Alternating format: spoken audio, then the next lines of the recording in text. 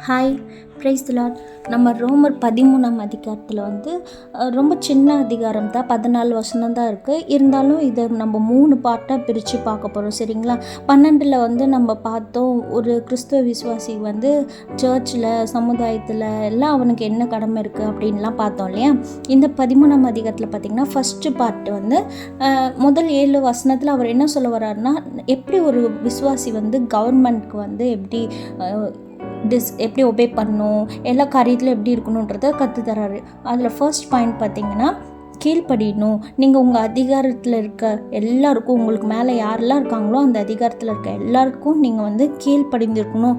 எதுக்குன்னா, இந்த அதிகாரம், இந்த கவர்மெண்ட்டு இதெல்லாம் தேவனால் உண்டாக்கி வைக்கப்பட்டிருக்குது. அதனால் நீங்கள் கீழ்ப்படிங்க அப்படின்னு சொல்லி தர்றாரு பவுல், சரிங்களா? ரெண்டாவது பார்த்திங்கன்னா, நீங்கள் எதிர்த்து நிற்காதீங்க, கவர்மெண்ட்க்கு எதிர்த்து நிற்காதீங்க அப்படின்னு சொல்லிட்டு ரெண்டாவதாக ஒரு பாயிண்ட்டை சொல்லித்தராரு. மூணாவதாக பார்த்தீங்க அப்படின்னா, நீங்கள் அவங்களுக்கு பயப்படாமல் இருக்கணும் அப்படின்னா நீங்கள் நன்மை செய்யுங்க. நீங்கள் நன்மை செய்கிறதுனால உங்களுக்கு புகழ்ச்சி தான் கிடைக்கும். நீங்கள் அப்படி நன்மை செய்கிறதுனால நீங்கள் யாருக்கும் பயப்பட வேண்டிய அவசியம் இருக்காது அப்படின்னு சொல்லி மூணாவதாக ஒரு விஷயத்த சொல்லித்தராரு. அடுத்ததாக பார்த்தீங்கன்னா, நாலாவதாக டேக்ஸ் பே பண்ணுற விஷயத்தில் நீங்கள் கரெக்டாக இருங்க. இன்றைக்கி எத்தனை பேர் நம்ம டேக்ஸ் பே பண்ணுற விஷயத்தில் சரியாகவே இல்லைல்ல.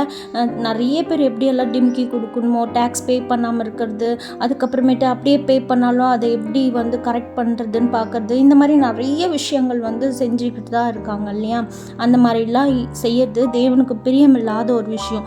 அதனால் யாருக்கெல்லாம் நீங்கள் ரெவன்யூ பே பண்ணணும், யாருக்கு டேக்ஸ் பே பண்ணணும், அதே மாதிரி யாருக்கெல்லாம் நீங்கள் ரெஸ்பெக்ட் பண்ணணுமோ அவங்களுக்கு கண்டிப்பாக அதிகாரத்தில் இருக்கவங்களுக்கு நீங்கள் ரெஸ்பெக்ட் கொடுக்கணும். அதே மாதிரி நீங்கள் யாரெல்லாம் ஹானர் பண்ண வேண்டியது இருக்குதோ அவங்களுக்கெல்லாம் கண்டிப்பாக நீங்கள் ஹானர் பண்ணணும் அப்படின்னு சொல்லிட்டு 6 பாயிண்ட் இந்த 7 வசனத்துக்குள்ளாக கற்றுத்தராரு. இதெல்லாம் ஒரு கிறிஸ்தவ விசுவாசி அரசாங்கத்துக்கிட்ட தனக்கு உண்டான ஒரு கடமை அப்படின்னு சொல்லி ஒரு 6 பாயிண்ட்டு கற்றுக் கொடுக்குறார் பவுல், சரிங்களா? இது ஃபர்ஸ்ட் பார்ட்டு. செகண்டாக பார்த்தீங்க அப்படின்னா, ஒரு விசுவாசி கடன் வாங்குறவனா இருக்கக்கூடாது. பார்க்குறவங்க கிட்டெல்லாம் எல்லா காரியத்திலும் கடன் வாங்கி நிறைய பேர் இப்போ அந்த பழக்கத்தில் தான் இருக்கோம் இல்லையா? நீங்கள், நான், எல்லாருமே அந்த மாதிரி கடன் வாங்குறவங்களாம் இருக்கக்கூடாது.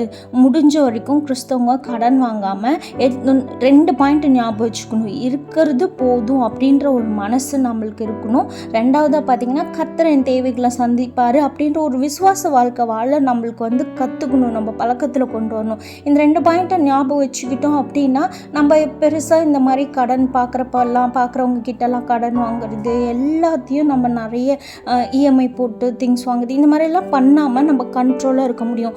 நம்ம யோசிக்கலாம், இதெல்லாம் கேட்குறதுக்கு பேசுறதுக்கெல்லாம் நல்லா தான் இருக்கும், நடைமுறைக்கு சாத்தியமாக இருக்காது, நடைமுறைக்கு இதெல்லாம் எப்படி ஒத்து வரும் அப்படின்லாம் யோசிக்கலாம். ஆனால் நம்ம முன்னாடி ஒரு காலத்தில் இப்படி தான் இருந்திருப்போம்ல. இந்த 2 பாயிண்ட் தான் ஞாபகம் வச்சுருப்போம். இருக்கிறது போதும், ஆண்டவர் நம்மளை நடத்துவார் அப்படின்ற ஒரு பாயிண்ட் எப்போ நம்ம மனசில் இருந்துச்சோ அது வரைக்கும் நம்ம இந்த அளவுக்கு நம்ம கடன் வாங்கியிருக்க மாட்டோம், இப்போ இருக்கிற அளவுக்கு இல்லையா? அதனால நம்மளால் கண்டிப்பாக முடியும். ப்ராக்டிஸ் பண்ணுங்கள், கண்டிப்பாக முடியும், சரியா? அடுத்ததாக பார்த்தீங்க அப்படின்னா, இவர் கடன் வாங்கக்கூடாதுன்றாரு. அதே நேரத்தில் நம்ம ஒருத்தருக்கு ஒருத்தர் அன்பு செலுத்துறதுல நம்ம கடன் படலாம் அப்படின்றாரு. ஏன்னா அன்பாக இருக்கிறது மற்றவங்க யாருக்கும் பொல்லாப்பு நினைக்காது அப்படின்னு சொல்லி இந்த இடத்துல அன்பை உதாரணமாக சொல்கிறாரு. இது செகண்ட் பார்ட்டு. மூணாவதாக பார்த்தீங்க அப்படின்னா, நம்ம இப்போ வாழ்ந்துட்டுருக்கோம் இந்த உலகம். ஸ்பிரிச்சுவலாக பார்க்கும்போது இந்த உலகம் ஒரு இருட்டான ஒரு இடத்துல, ஒரு பிளேஸில் நம்ம இருக்கிறோம். இப்போ இதுக்கு முன்னாடி எப்படி ரட்சிப்பு எப்படி இருந்துச்சோ தெரியாது. ஆனால் இப்போ ரட்சிப்பு முதல்ல விட இன்னும் கொஞ்சம் சமீபமாக இருக்குன்னா இன்னும் கிட்டையாக இருக்குது, இன்னும் பக்கமாக இருக்குது அப்படின்னு அர்த்தம். அதனால இரவு போகிற டைம் ஆயிடுச்சு. ஸோ நீங்கள் இப்படிப்பட்ட ஒரு இருட்டு நிறைஞ்ச ஒரு பிளேஸில் இருக்க நீங்கள் எப்போவுமே ஒளியின் ஆயுதங்களை தரித்து கொள்ளணும் அப்படின்னு சொல்கிறாரு. ஒளியின் ஆயுதம் அப்படின்னும் போது நம்மளுக்கு டக்குன்னு புரியாது இல்லையா? ஸோ நீங்கள் எபேசியர் 6ஆம் அதிகாரத்தில் பார்த்தீங்கன்னா உங்களுக்கு இந்த பிக்சர் பார்க்கும்போது உங்களுக்கு புரியும் ஈஸியாக என்னென்ன ஆயுதங்களை வந்து என்னென்ன ஆர்மர் இருக்குது, என்னென்ன நம்ம தரித்து கொள்ளணும் அப்படின்னு சொல்லி இதில் இந்த பிக்சர் பார்க்கும்போது உங்களுக்கு புரியும். சரிங்களா? இப்படிப்பட்ட ஒளியின் ஆயுதங்களை நம்ம தரித்தவங்களாக இருக்கும்பொழுது நம்ம வந்து இந்த இருளின் ஆதிக்கம், நம்மளுக்கு விரோதமாக எழும்புகிறதான எல்லா பொல்லாத கிரியைகள்லேருந்தும் நம்ம வந்து நம்மளை தற்காத்து கொள்ள முடியும். சரிங்களா? இந்த 3rd பார்ட்டில் 2 விஷயத்தை தரித்துக்கொள்ள சொல்கிறாங்க. ஒன்று வந்து ஒளியின் ஆயுதம், 2வது பார்த்திங்கன்னா கர்த்தராகிய இயேசு கிறிஸ்துவை நம்ம தரித்து கொள்ளணும் அப்படின்னு சொல்கிறாங்க. கர்த்தராகிய இயேசு கிறிஸ்துவை நம்ம தரித்து கொள்ளும் பொழுது தான் நம்மளுடைய வெளிப்புறமான வாழ்க்கை வந்து பார்த்திங்க அப்படின்னா கிறிஸ்துவை வெளிப்படுத்துறதா, அவருடைய அன்பை வெளிப்படுத்தக்கூடியதாக இருக்கும்.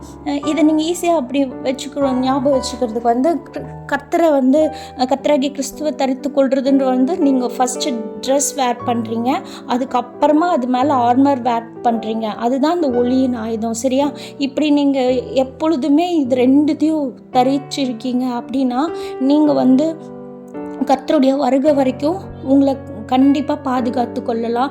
எல்லா விதமான பொல்லாப்புலேருந்தும் எல்லா விதமான அடிக்ஷன்லேருந்தும் நம்மளை பாதுகாத்துக்கிறதுக்கு இந்த 2 விஷயத்தையும் நம்ம மறக்காமல் செய்யணும். அதே நேரத்தில் இதுக்கு முன்னாடி சொல்லி கொடுத்தாரு இல்லையா, டெய்லி லைஃப்க்கு தேவையான விஷயங்கள் எல்லாம் அதையும் ஃபாலோ பண்ண மறக்கக்கூடாது. இது எல்லாத்தையும் நம்ம ப்ராக்டிஸில் வச்சுட்டே இருந்தோம் அப்படின்னா கண்டிப்பாக நம்ம வந்து நம்மளை பாதுகாத்துக்கலாம். சரியா?